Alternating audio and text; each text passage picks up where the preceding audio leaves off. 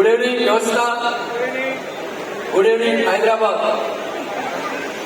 What a ముఖ్యంగా మాట్లాడవలసింది రెండు points అండి. నేను ఎండీ గారిని ఆల్రెడీ ఈ మధ్య మీరు కలిసి మూవీస్ చూస్తుంటారు. ఆ సబ్జెక్ట్ నా సబ్జెక్ట్ అంటే నాకు అర్థం కాదని కానీ మా ఎండీ గారితో ఫాలో అయ్యి ఆయన ఒక్కడే క్యాబిన్లో కూర్చొని వండర్ ఎలా క్రియేట్ చేయాలనేది మీ దగ్గర మేమేం వర్క్ చేయట్లేదు, ఆయన చేసిందని మేము ఫాలో అవుతూ ఉన్నాము.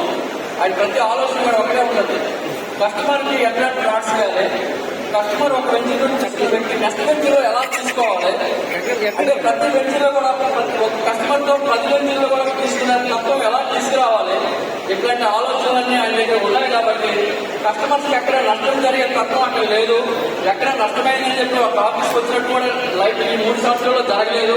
అలాగే అసోసియేట్ కూడా ఒక కస్టమర్ని అసోసియేట్ తీసుకొచ్చిన వ్యక్తి కూడా ఎటువంటి నష్టం జరగలేదు పరిస్థితి మన వ్యవస్థలో ఉంది. కాబట్టి నాకు తెలిసి కొంతమంది ట్రెండ్ సెట్ అంటారు కదా, ఈయన హైదరాబాద్ రియల్ ఎస్టేట్ లో ట్రెండ్ సెట్టర్ ఒక వ్యవస్థ ఎంపీ కమలాకర్ గారిని ఘనంగా చెప్పగలుగుతాము.